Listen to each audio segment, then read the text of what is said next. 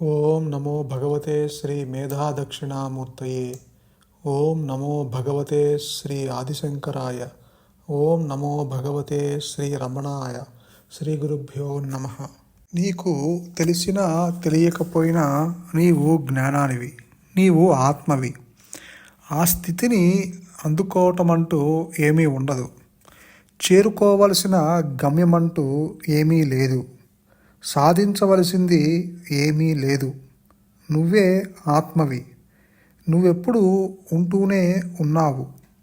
అది ఎప్పుడు సంస్థితమయ్యే ఉంటుందని అనటం కన్నా ఆత్మ గురించి వేరే చెప్పవలసిందేమీ లేదు. భగవత్ సాక్షాత్కారమన్నా ఆత్మ సాక్షాత్కారమన్నా వేరే ఏమీ కాదు. నువ్వు నీవుగా నీ ఆత్మగా ఉండటం అన్నమాట. నువ్వే ఆత్మవి.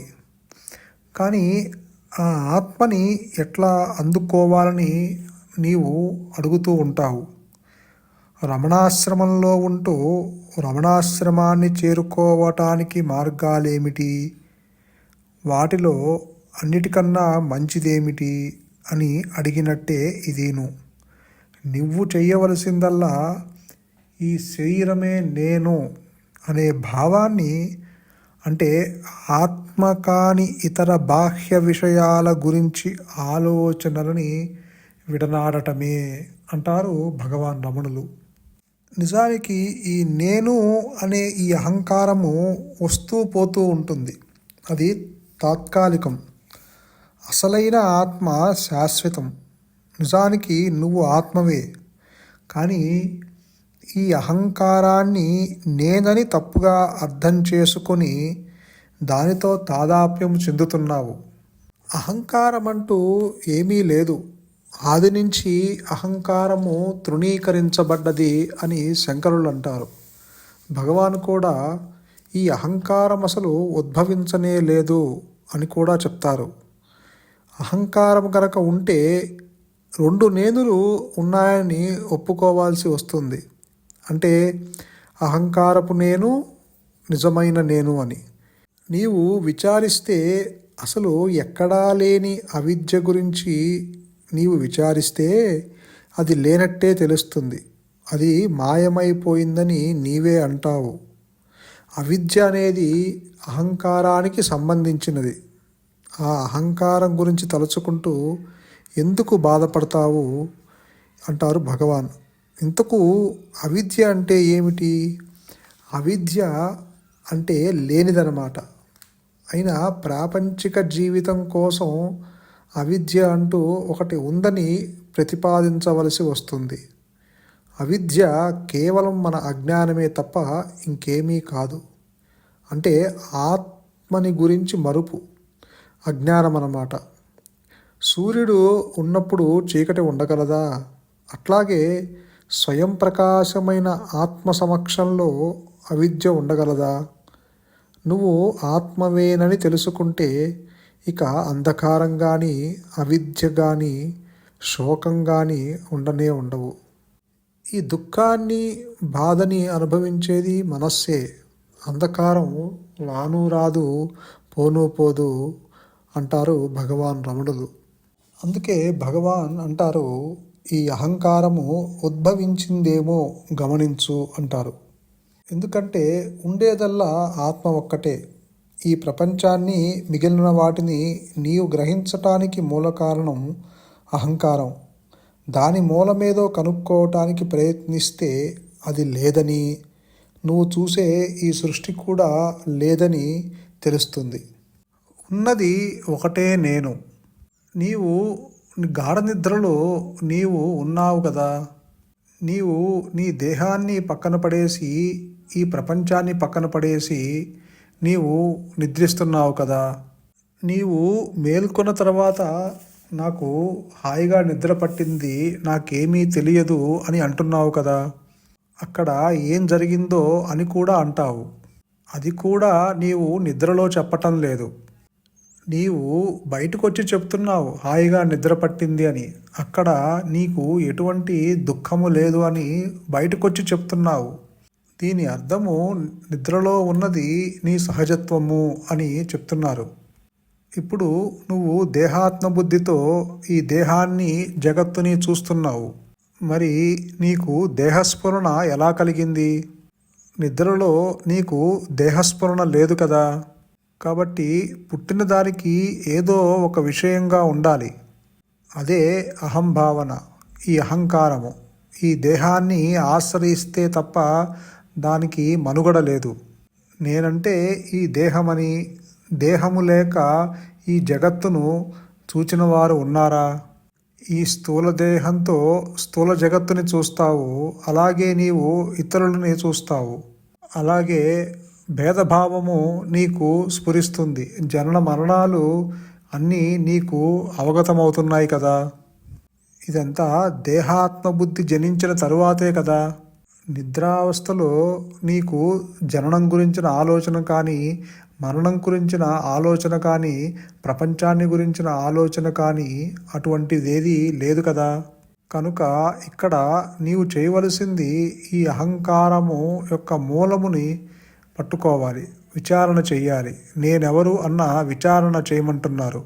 ఆ మూలము గనక ఆ యొక్క ఆత్మ యొక్క అనుగ్రహంతో ప్రకాశించినప్పుడు నీవు సత్యంగానే నిలుస్తావు, జ్ఞానంగానే నిలుస్తావు. అప్పుడు నీకు ఏ ప్రశ్నలు తల ఎత్తవు. ఈ ప్రపంచాన్ని నువ్వు చూస్తున్నావు. ఎలా చూస్తున్నావు? దేహము అన్యంగా, జగత్తు అన్యంగా, ఈ సంసారము అన్యంగా చూస్తున్నావు. పంచేంద్రియాల వ్యాపారమే కదా ఈ జగత్తు.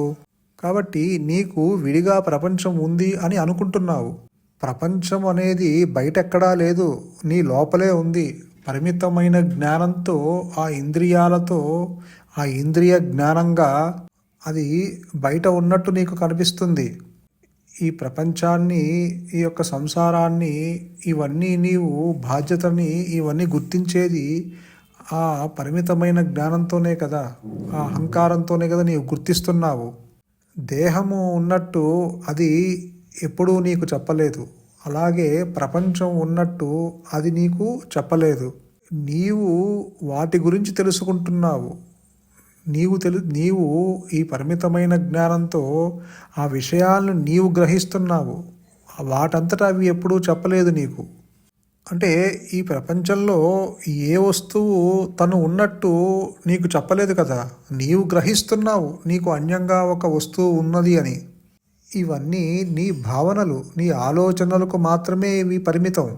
నీకు ఆలోచన వస్తే ప్రపంచం తోస్తుంది. ఆలోచన లేకపోతే నీవుగానే ఉంటావు. ఆలోచనలు లేని స్థితిలో ఈ దేహం ఎక్కడుంది, ఇతరులు ఎక్కడ ఉన్నారు, జనన మరణాలు ఎక్కడ ఉన్నాయి? నువ్వు రోజు గాఢ నిద్రలో నిద్రపోతున్నప్పుడు ఈ ప్రపంచం గురించిన ఆలోచనలు కానీ, ప్రపంచంలో జరిగే వింతలు విశేషాలు, లేదా వాటి సంబంధించిన జ్ఞానం కానీ, నీ యొక్క జననానికి సంబంధించిన జ్ఞానం కానీ, మరణానికి సంబంధించిన ఆలోచనలు కానీ ఏమీ లేవు కదా.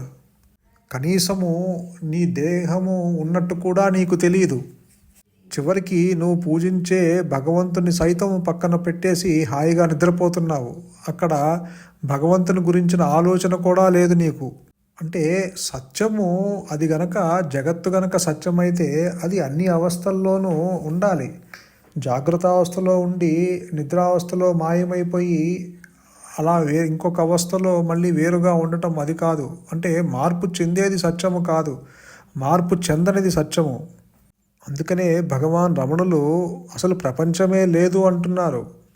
ఈ అహంకారము పుడితే సకలము పుడుతుంది, అహంకారం లేకపోతే సకలము నశిస్తుంది.